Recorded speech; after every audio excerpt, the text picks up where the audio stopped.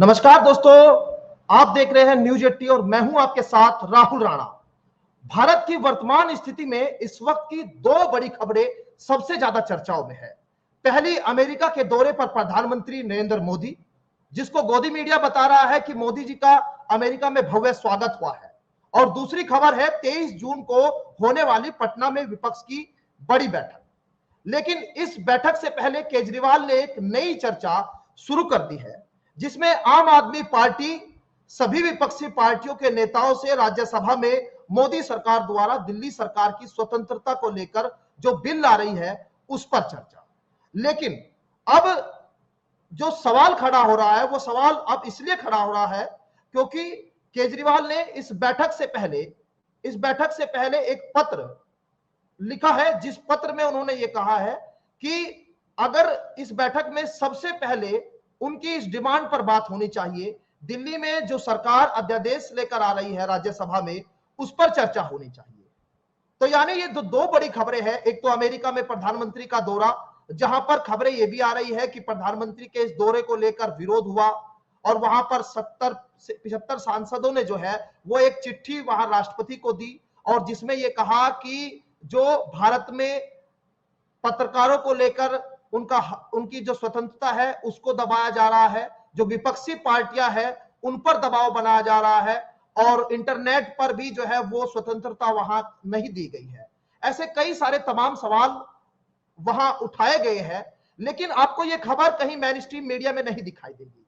लेकिन आज चर्चा इस पर करेंगे और तमाम बातचीत करेंगे। मेरे साथ तमाम मेहमान जुड़े हुए हैं। गुरप्रीत सिंह सांगा साहब है जो राजनीतिक विश्लेषक है और एसकेएम से भी काफी सक्रिय सदस्य रहे हैं वो। सर, आपका बहुत बहुत स्वागत है। और दूसरा हमारे साथ में केपी मलिक साहब है, वरिष्ठ पत्रकार है और तमाम मीडिया चैनल में संपादक की भूमिका निभा चुके हैं। आपका भी सर बहुत बहुत स्वागत है। और जगदीप सिंह सिंधु साहब है जो वरिष्ठ पत्रकार है और कई बड़े पत्रकारों में जो है वो अहम भूमिका निभा चुके हैं। सर, सबसे पहले सर सवाल मैं यही समझना चाहता हूं सर, केपी मलिक साहब के पास चलने से पहले, मलिक साहब आपका माइक जो है आप अनम्यूट कर लीजिए। और मेरा सवाल सर यही कि आज आप देखिए कि मोदी जो है वो अमेरिका में जा रहे हैं। हमेशा से हमारे देश के प्रधानमंत्री जाते रहे, लेकिन आप देखिए एक चर्चा अलग हो रही है कि मोदी जी का एक भव्य स्वागत हुआ, लेकिन जो ये 70 सांसदों वाली सर चेतावनी दी गई है, एक तरह से जो है सरकार के इसको विरुद्ध में देखा जा रहा है उनके सवालों को। तो सर ये इसके जो सियासी मायने हैं, क्या ये दूर तक जाने वाले हैं? इसके आप लोग इसको कैसे समझ रहे हैं? देखिए राहुल जी, अगर आप देखें मोदी जी का जो चेहरा पिछले 9 साल से बहुत तेजी से चमक रहा था, उस चेहरे की साख में थोड़ी गिरावट आई है और वो विदेशों में भी पहुंच गई है। भारत में तो कई सालों से पहले पता चली गया है। भारत में तमाम बड़ी बड़ी घटनाएं हुई हैं। आपने देखा कि मुझे लगता है कि 9 साल की सबसे बड़ी घटना जो किसानों का आंदोलन था वो 1 साल से अधिक चला और उस पर सरकार को झुकना पड़ा। वो एक बहुत महत्वपूर्ण ऐसी घटना थी जिसने देश ही नहीं विदेश में भी चर्चे उस घटना के हुए। उसके बाद ये दूसरी घटना ये हुई कि जो महिला खिलाड़ी हैं वो लगातार धरना प्रदर्शन कर रही हैं और ऐसी डिमांड कर रही हैं और ऐसे आरोप लगा रही हैं और उस पर सरकार आंखें बंद किए हुए बैठी है। तो इस तरह की चर्चाएं विदेशों में भी हो रही हैं। और आपको याद होगा जो इनका संगठन था, कुश्ती संघ का जो विदेश का संगठन है, जो विश्व का संगठन है, उसने चेतावनी भी भारत को दी थी। तो इसमें कहीं ना कहीं सरकार का घिरना तय था और सरकार का मतलब मोदी जी हैं, मोदी प्रधानमंत्री जी हैं, तो तमाम इन चीजों पर उनको घेरा जा रहा है विदेशों में। और हमें इस बात की पूरी आशंका थी। इसी पर अगर आप देखेंगे कि सरकार की तरफ से जो सरकार के पिट्ठू बन के महिला खिलाड़ियों का बीच बचाव या समझौता कराना चाहते, वो लगातार बता रहे थे कि 15 तारीख को कोई बड़ी खबर आएगी, 15 तारीख को कोई बड़ी खबर आएगी। तो 15 तारीख को बड़ी खबर आ गई कि उनके ऊपर से जो पोस्टर हट गया। तो प्रधानमंत्री जी जाने से पहले किस तरह की चीज करके गए हैं ताकि वहां के मीडिया में कुछ बोलना भी पड़े तो वो कह दें कि पुलिस जांच कर रही है, पुलिस अपना एक्शन कर रही है, हमारे यहाँ कानून व्यवस्था बहुत बढ़िया है और कानून अपना काम कर रहा है। कानून तो हमारे यहाँ बहुत अच्छा है, इसमें कोई दो राय नहीं है। सबको पता था कि कसाब ने सीधे सीधे गोलियां मुंबई में चलाई थी सैकड़ों लोग मारे गए थे, लेकिन हमारे यहाँ हमारे कानून की भव्यता या कानून की अच्छाई ये है कि हमने उसको भी कानून मुहैया करा, कानून के तहत उसको मौत की सजा मिली। कानूनी सिस्टम तो हमारे यहाँ बहुत बढ़िया, अगर ढंग से हम फॉलो करें, लेकिन क्या वास्तव में कानून फॉलो हो रहा है? तो ये सारी चीजें देखते हुए ये बात अमेरिका में उठ रही है। अब दूसरा सवाल जो राहुल जी आप पूछ रहे हैं कि जिस प्रकार से केजरीवाल ने चिट्ठी लिखी है, जाहिर सी बात है कि 23 तारीख को एक बहुत बड़ी रैली पटना में नीतीश कुमार के नेतृत्व में हो रही है और वहां तमाम जो भारत के मुख्य विपक्षी दल के नेता है वो जुटेंगे वहां, और उसमें रणनीति भी बनेगी। तो भारतीय जनता पार्टी उस रैली को कैसे कमजोर करे, कैसे उसमें सेंध लगाए, और भारतीय जनता पार्टी अपना साम दाम दंड भेद कर रही है। उसी के तहत आज जीतन राम मांझी और उनके बेटे ने भी कह दिया कि हम भारतीय जनता पार्टी के पास हैं, क्योंकि उनको अमित शाह ने बुला लिया। अब अमित शाह ने कान में क्या कहा कि तुरंत बाहर निकलकर उन्होंने कह दिया कि हम भारतीय जनता पार्टी के साथ हैं। इससे पहले एक दूसरे उनके राम प्रसाद थे नीतीश कुमार के साथ से, वो भी इनके आगे। तो तमाम राम जितने थे नीतीश के साथ, वो सब जो है भाजपा में जा रहे हैं, क्योंकि राम जी तो भाजपा के हैं ना, तो सब उधर जा रहे हैं। दूसरी बात, जो केजरीवाल की आप बात कर रहे हैं, देखिए केजरीवाल के ऊपर डाउट शुरू से सबको है कि ये असली भारतीय जनता पार्टी की बी टीम है।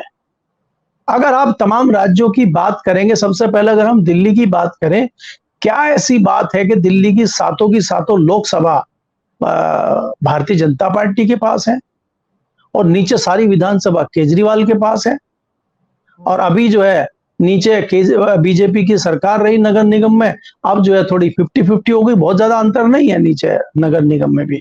तो ये नूरा कुश्ती इनकी चलती है, और जहां जरूरत इनको पड़ती है ये वहां केजरीवाल को भेजकर वोटों का बंटवारा कर लेते हैं और जीत कर अपना आ जाते हैं।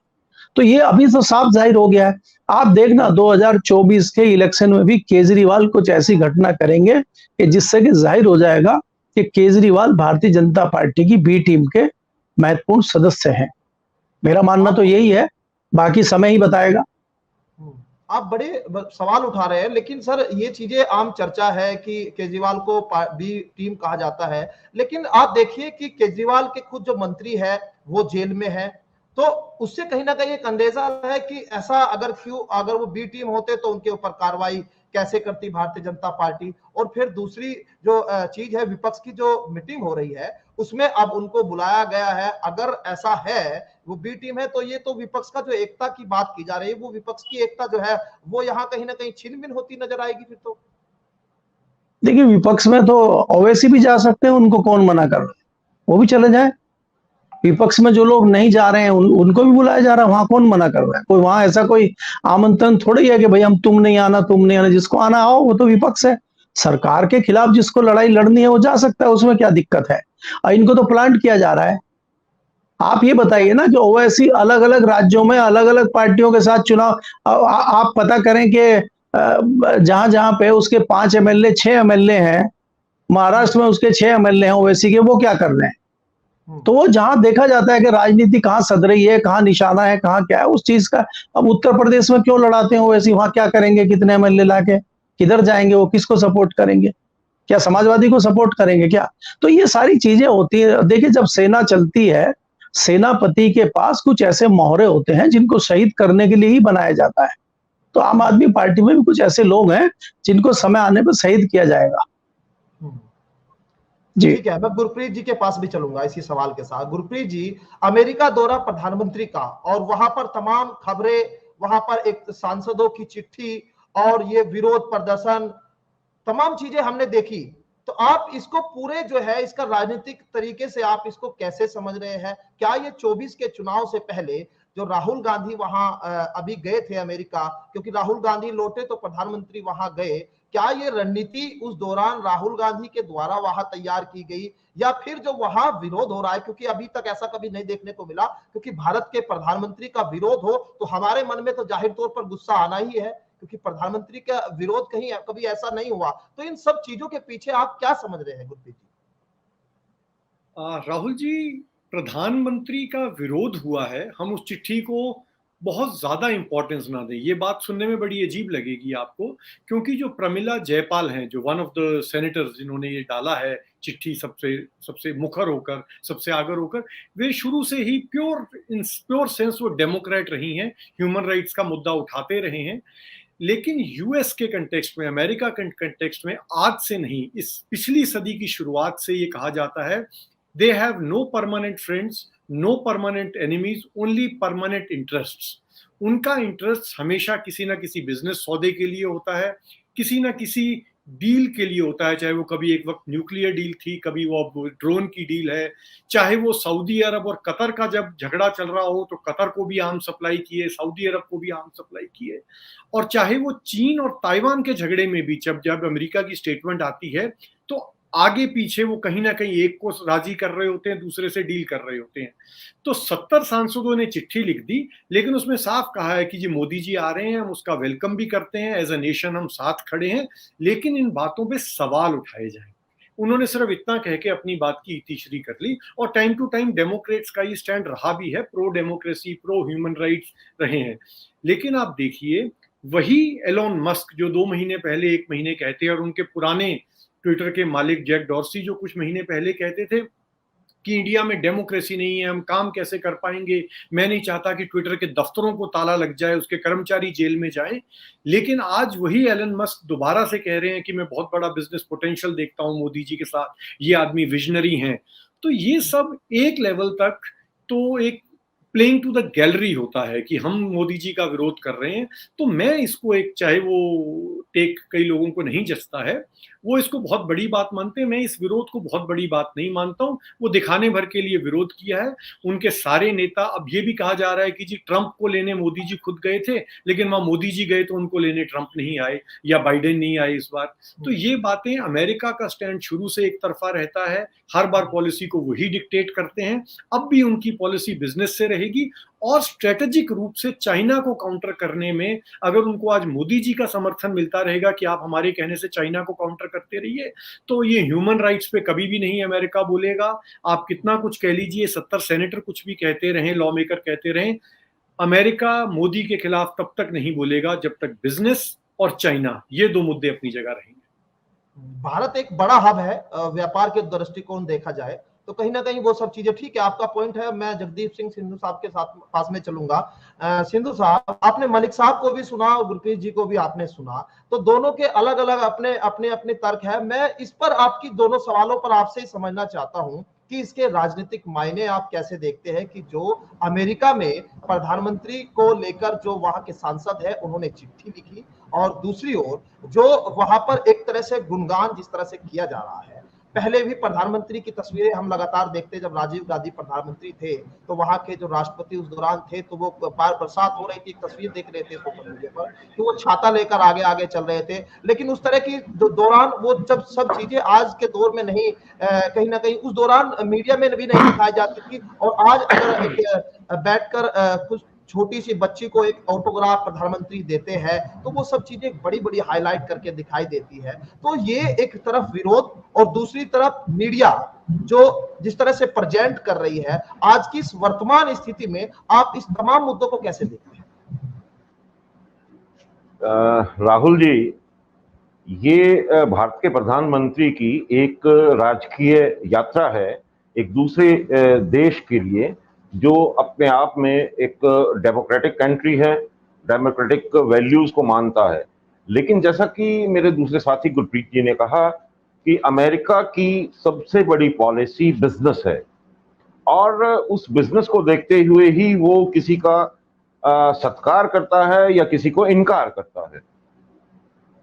जहां तक भारत के प्रधानमंत्री की इस यात्रा की और इस विजिट की बात है, तो ये एक राजकीय यात्रा है जिसको आधिकारिक तौर पे बनाया गया है, और वहां जो इस यात्रा के उद्देश्य हैं वो साफ तौर पे स्पष्ट हो चुके हैं कि बहुत से ऐसे व्यापारिक समझौते हैं जिनके लिए वो वहां गए हैं। ये कोई राजनीतिक प्रस्ताव या कोई राजनीतिक रणनीति का प्रस्ताव या विश्व की कोई और नीतियों के लिए ऐसी कोई प्रस्तावना नहीं है जिसके लिए वो वहां गए हैं। ये शुद्ध रूप से एक देश और दूसरे देश के आपसी समझौते और आपसी संबंधों के ऊपर आधारित एक यात्रा है। जहां तक सवाल आता है कि पहले के पूर्व प्रधानमंत्री भी उस देश की यात्राएं कर चुके हैं और वहां जिस प्रकार से उनको सत्कार और सम्मान मिलता रहा है, और अब जिस प्रकार से एक सत्कार और सम्मान मिला है, ये एक अंतर्राष्ट्रीय जो शालीनता और प्रोटोकॉल है, ये उसके दायरे में आके दिया जाता है। और रही बात भारत के मीडिया का, तो भारत का मीडिया तो काफी समय से बहुत सी ऐसी बातों का गुणगान करता है जिनका कोई ज्यादा महत्व रहता नहीं है, और जो राजनीतिक रूप से इतनी विशेष नहीं है। लेकिन इस गुणगान के पीछे भारतीय मीडिया ने जो उद्देश्य हैं और जिन उद्देश्यों पे ये बात होनी है, उस मूल उद्देश्य को थोड़ा ढक दिया है, मेरा ऐसा मानना है। और रही बात जी जी जी लेकिन लेकिन केपी मलिक साहब ने एक सवाल उठाया है कि जो इस समय इस दौरान हमने देखा कि यहाँ पर पहलवानों का मुद्दा रहा हो या फिर किसान आंदोलन की बात हो, तमाम उन चीजों को लेकर भी जो है कहीं ना कहीं वो उसका असर ये चिट्ठी सांसदों की और ये जो विरोध हो रहा है, जो तस्वीर सोशल मीडिया पर आप लगातार देख रहे होंगे कल शाम से, तो वो उसके पीछे का वो असर, आप इससे सहमत है? मुझे नहीं लगता कि ये इस प्रकार की जी नहीं, मुझे ऐसा नहीं लगता। देखिए, ये एक राजनीतिक घटना है और एक राजनीतिक यात्रा है। अब वहां भी पक्ष और विपक्ष राजनीति की पार्टियां हैं, और ये उनका स्वाभाविक सा व्यवहार है कि पक्ष और विपक्ष किसी प्रकार के मुद्दों पे कोई बात अपने तरीके से कहेगा। और जहां तक डेमोक्रेट्स का सवाल है, डेमोक्रेट्स इस तरह की बातें हमेशा से कहते रहे हैं, जैसा गुरप्रीत जी ने मेंशन किया है, ये उनको वहां के राजनीति को बेहतर समझते हैं।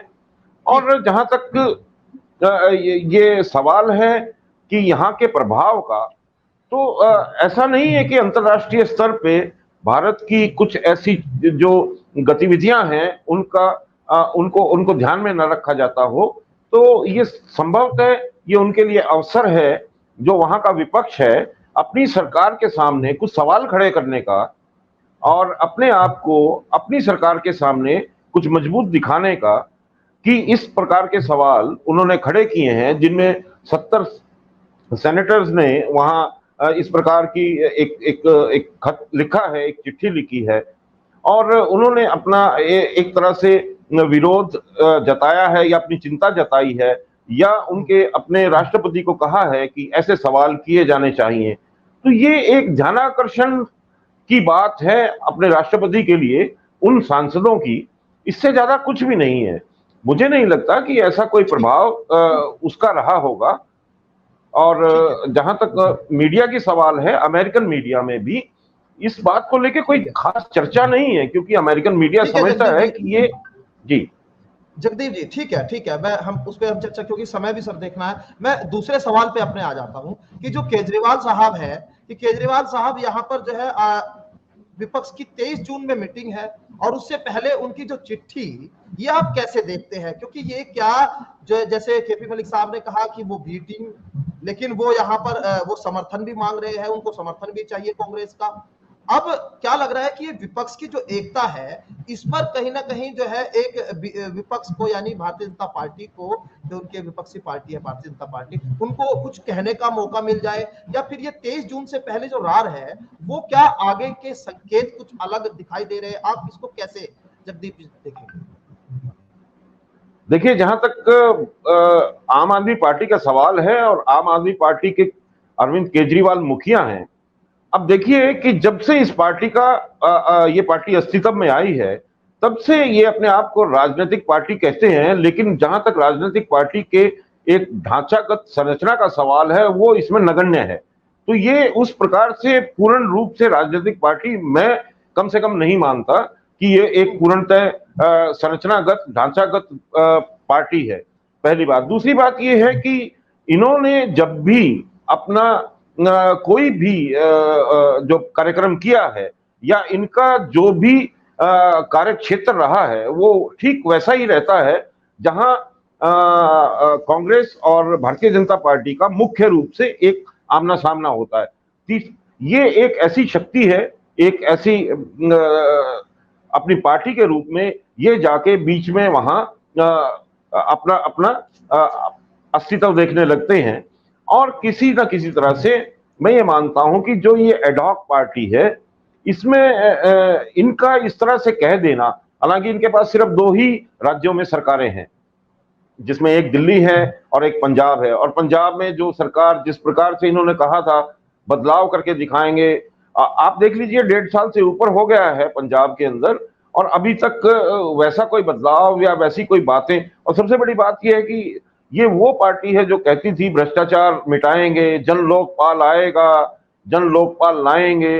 अब जब इनके ही मंत्री भ्रष्टाचार के आरोपों में घिरते हैं, तब ये अपनी शर्तें सामने रखने लगते हैं। और जब विपक्ष के सामने जिस तरह से इन्होंने ये शर्त रखी है, मुझे नहीं लगता कि विपक्ष के जो अन्य नेता हैं वो इस तरह की शर्तों के लिए बाध्य होंगे। और इसमें साफ साफ झलकता है कि अरविंद केजरीवाल का उद्देश्य विपक्षी एकता या भारतीय जनता पार्टी का मुकाबला करने से ज्यादा स्वयं की रक्षा करना है। स्वयं की रक्षा करना है। गुरप्रीत जी, भारतीय जनता पार्टी से स्वयं की रक्षा कहीं जो है लग रहा है कि केजरीवाल जी करते नजर आ रहे हैं, या फिर विपक्ष में रहकर वो अपने ही लोगों पर जो सवाल उठा रहे हैं उसके पीछे आपको क्या उनकी राजनीति नजर आती है, और आप कैसे देखते हैं कि आगे आने वाले समय में जो विपक्ष एकता की बात कर रहा है, क्या वो एकता आपको नजर आती है यहाँ होगी, या फिर ये जो मामला है वो 23 जून से पहले आपको नजर आ रहा है कि सेटल हो जाएगा? देखिए राहुल जी, विपक्षी एकता एक वो मृत तृष्णा है जिसकी तरफ ये सारे दल बढ़ते हैं, और हर चुनाव से पहले 1 साल पहले, 6 महीने पहले ये बातें होनी शुरू हो जाती है। उसके अंदर एक सेट है जिसको एक सेक्शन है जिसको सारी पार्टियां बनाना चाहती हैं। हर पार्टी का ये हक भी होता है, उसका राइट है कि वो अपने एक स्थान के लिए लड़ती है, एक शेयर के लिए लड़ती है। तो उसमें लड़ना एक तरफ स्वाभाविक है, एकता की बात करना स्वाभाविक है। लेकिन जैसे मलिक साहब ने कहा, केजरीवाल के आम आदमी पार्टी की कई हरकतें उनको शक के घेरे में लाती हैं।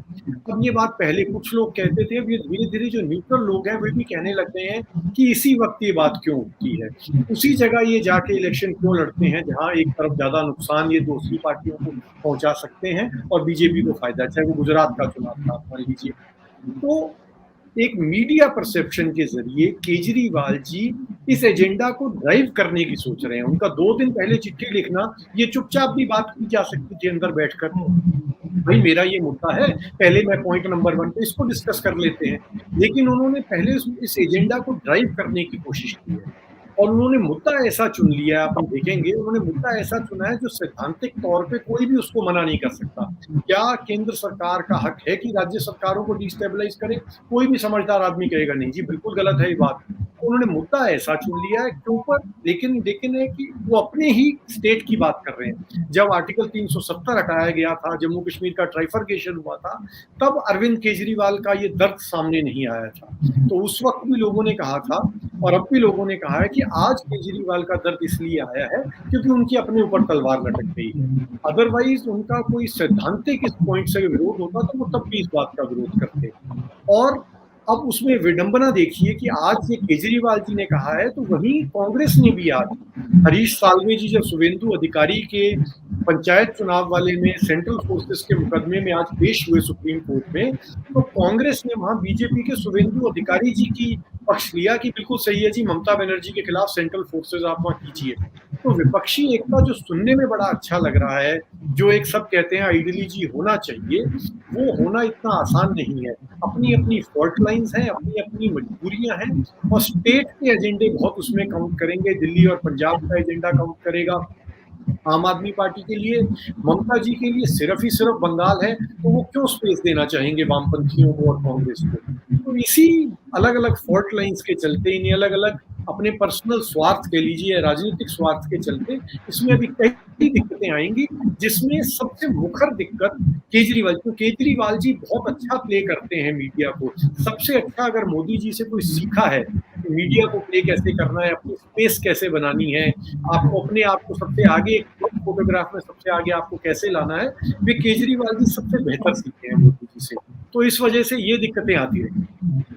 ठीक है सर, मैं छोटा सा जवाब केपी मलिक साहब से। सर लग रहा है आपने तो वैसे तो आपने बात रख दी, लेकिन मेरा एक छोटा सा सवाल ये है, लग रहा है कि 23 जून से पहले ये केजरीवाल और कांग्रेस के बीच का जो मसला है वो खत्म हो जाएगा, या फिर ये जिस तरह से उन्होंने कहा कि पहले प्रायोरिटी पर उनके मुद्दे को रखना चाहिए, यानी दिल्ली में उनकी सरकार है, उनकी स्वतंत्रता का हनन होना है, वो तमाम तरह की बातें उन्होंने वहां कही।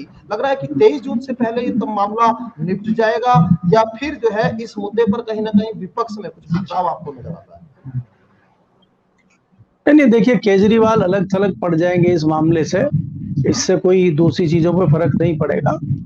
और दूसरी बात यह है कि जैसे अभी जो है गुरप्रीत जी ने कहा कि विपक्षी एकता होना इतना आसान नहीं है। अब उत्तर प्रदेश में अखिलेश यादव क्यों कांग्रेस की एंट्री कराएंगे, और बिना कांग्रेस के तो मुख्य विपक्षी दल कुछ है नहीं। ममता बनर्जी क्यों अपने यहाँ कांग्रेस को एंट्री करवाएंगी, नीतीश कुमार क्यों कांग्रेस को एंट्री। तो ये प्रॉब्लम ये होने वाली है कि गठबंधन होगा कैसे, महागठबंधन बनेगा कैसे, कांग्रेस लड़ेगी कहां से, कांग्रेस सीटें लाएगी कहां से। तो अगर ये नहीं होगा तो बाद में इस पे झगड़ा होगा और फिर महागठबंधन फिर नहीं बन पाएगा और फिर सब लोग अलग अलग लड़ेंगे और उसका सीधा सीधा फायदा भाजपा को मिलेगा। तो ये केजरीवाल का मुद्दा बहुत महत्वपूर्ण मुद्दा बनेगा, ऐसा नहीं है। हाँ, निजी अगर केजरीवाल के नजरिए से आप देखेंगे तो बहुत महत्वपूर्ण है, क्योंकि मेरे पास जो सूत्र है वो पक्की खबरें हैं कि बहुत जल्दी केजरीवाल को जेल जाना होगा और दिल्ली में या तो राष्ट्रपति शासन लगेगा और या केजरीवाल की पार्टी टूट जाएगी और भाजपा में विलय होगा। उस तरह के कुछ समीकरण बनेंगे। हालांकि अंतर बहुत ज्यादा है दिल्ली में, तो इतना आसान है नहीं। तो मुझे लगता है कि राष्ट्रपति शासन का ज्यादा अंदेशा है और बाद में उसी पैटर्न पे कुछ उस तरह की बड़ी घटना पंजाब में भी हो सकती है। इस तरह की भी चर्चाएं, इस तरह की भी उम्मीदें दिल्ली में लगाई जा रही है। देखिए, जैसे जैसे 2024 का इलेक्शन आएगा, तमाम नई नई चीजें आपको देखने को मिलेंगी। अभी जो मुख्य विपक्षी दल हैं सारे इकट्ठे हो रहे हैं, ये तो नॉर्मल चीज है। अभी तो बड़े बड़े झटके मोदी जी देंगे, जहां से ये लोग सोचना खत्म कर देते हैं, मोदी जी वहां से सोचना शुरू करते हैं और राजनीति में शाम दाम दंड भेद चलता है। और दूसरी प्रॉब्लम यह है कि जैसा मैंने पहले ही कहा कि मोदी जी का चेहरा जो चमक रहा था, मोदी जी का जो ओरा था, तमाम भारतीय जनता पार्टी लोग चाह रहे थे। इस 10 साल में एंटी कॉम्बेंसी भी बढ़ी है भारतीय जनता पार्टी की और मोदी जी की। ऑब्जर्वर ने और 5 जन ने कोई ऐसे हवा में थोड़ी ना लिख दिया आर्टिकल कि मोदी जी के नेतृत्व में सारे चुनाव नहीं लड़े जाएंगे। लास्ट में अगर आपने देखा होगा, कर्नाटक सिर्फ मोदी जी के हाथ में रह गया था और मोदी जी दूसरी चीज बोल ही नहीं रहे थे बजरंगबली के अलावा। तो क्या रिजल्ट हुआ? तो यही रिजल्ट दूसरे राज्यों में ना हो। अब महत्वपूर्ण राज्य हैं, मध्य प्रदेश है, राजस्थान है, छत्तीसगढ़ है, तो इन राज्यों में इस तरह की स्थिति ना बने। तो भारतीय जनता पार्टी उससे बचने की बड़ी रणनीति बना रही है, जिसकी चीजें आपको आगे दिखाई देंगी। ठीक है, जगदीप जी के पास चलेंगे। आखिरी कमेंट जगदीप जी, आप कुछ। जी, आखिरी में बस यही कहना चाहता था, जिस प्रकार मलिक जी ने कुछ चीजों को बताया कि भारतीय जनता पार्टी और प्रधानमंत्री नरेंद्र मोदी कुछ झटके देंगे, तो अभी 2 दिन पहले मेरे पास कुछ ऐसे सूचना आई एक व्हाट्सएप में, जिसमें यूनिवर्सल सिविल कोड के लिए एक सर्वे टाइप करवाया जा रहा है और जिसमें एक फॉर्म दिया गया है और उसको भर के और भारत सरकार के एक सेक्रेटरी के ईमेल आईडी पे भेजने के लिए कहा जा रहा है। तो यूनिवर्सल सिविल कोड का एक ऐसा मुद्दा है जिसको ये अब उस तरह से सार्वजनिक कर रहे हैं और इस तरह से ये एक जिसको कह लो कि शैडो सर्वे करवा के भी और मेलिंग करवा के ये करना जा रहे हैं। तो इसी प्रकार, जैसे मलिक साहब तो हमसे वरिष्ठ हैं या जानते हैं कि बहुत सी ऐसी चीजें हैं जो शायद आने वाले समय में इन चुनाव के मद्देनजर। बस एक सेकंड, हाँ एक सेकंड और। देखिए, इसमें राणा जी 2-3 चीजें और होने वाली हैं। जैसे ये क्या करेंगे, ये सिविल कोड बता दिया, इलेक्शन से आने पहले कई सारी चीजें ऐसे कर देंगे कि होगा कुछ नहीं, लेकिन एक चर्चाएं शुरू हो जाएंगी। क्योंकि देखिए, यहाँ पे बहुत महत्वपूर्ण है कि मुसलमान भारतीय जनता पार्टी के विरोध में एक मुश्त वोट डालता है। अब मामला बचा हुआ है दलितों का। अगर दलित मुस्लिम इकट्ठा कहीं चला जाता है तो भारतीय जनता पार्टी के लिए सबसे बड़ी मुश्किल है। और उसी का नतीजा जो है कर्नाटक है। कर्नाटक राजनीति की नई पाठशाला साबित हुआ है और उसी के पैटर्न पे पूरे देश में चुनाव देखा जा रहा है। तो उसको तोड़ने के लिए भारतीय जनता पार्टी नई रणनीति बना रही है, ये हमें देखना होगा। चलिए, तमाम मेहमानों का बहुत बहुत शुक्रिया, आप लोगों ने चर्चा में शामिल हुए। और सवाल यही था कि मोदी के खिलाफ जो विरोध प्रदर्शन यहां देखा गया उस विरोध प्रदर्शन में 70 यूएस के जो सेनेटर है उन्होंने चिट्ठी लिखकर जो चेतावनी दी है, इसका आखिर क्या प्रभाव आने वाले चुनाव में पड़ेगा और क्या जो है इसके राजनीतिक मायने, तमाम चीजों पर चर्चा इसी को ली। लेकिन जो सबसे बड़ी बात है 23 जून को होने वाली ये बैठक, इस बैठक में जो केजरीवाल साहब है वो कहीं ना कहीं अलग थलग पड़ते नजर आ रहे हैं। अब ऐसे में ये मामला अगर 23 जून से पहले सेटल हो जाता है तो हो सकता है कि वो जो विपक्ष की एकता की बात की जा रही है वो चले, लेकिन कहीं ना कहीं एक ये जो बीजेपी सरकार के लिए कहने को एक बात हो सकती है, क्योंकि ये पिछले लोकसभा चुनाव में साफ तौर पर देखने को मिला था कि विपक्ष एकजुट होता रहा, लेकिन जैसे ममता बनर्जी की बात की गई और जैसे जो है दूसरे राज्यों की बात की गई, दिल्ली की बात की गई, जैसे उत्तर प्रदेश की बात की गई कि वहां पर कैसे जो छोटे दल है, जो प्रभावी दल है, वो कैसे कांग्रेस को वहां पर सीटों का जो समीकरण है वो कैसे आखिर बनाएंगे। 23 जून जो है वो बड़ी अहम बैठक है और इस अहम बैठक में कई सारी जो अटकलें हैं उन पर कहीं ना कहीं वो विराम लग जाएगा। लेकिन बड़ा सवाल यही कि क्या मोदी के विरोध में ये अमेरिका में जो हो रहा है वो कहीं ना कहीं 2024 के चुनाव को देखते हुए भारत से चली गई एक रणनीति का हिस्सा है। सवाल ये भी है कि क्या केजरीवाल साहब जो लगातार जो है वो चिट्ठियां लिख रहे हैं और खुलेआम वो चिट्ठियां लिख रही है, उसका असर 24 के चुनाव से पहले क्या देखने को मिलेगा। तमाम चीजों पर चर्चा हुई और बातचीत हुई, कई सारे पहलू जो है वो सामने यहां दिखाई दे रहे हैं। लेकिन आप इस खबर पर क्या सोचते हैं, आप इन तमाम मुद्दों पर क्या सोचते हैं, ये सवाल मेरा आपसे भी है, आप कमेंट बॉक्स में जरूर बताइएगा। फिलहाल मुझे दीजिए इजाजत, नमस्कार।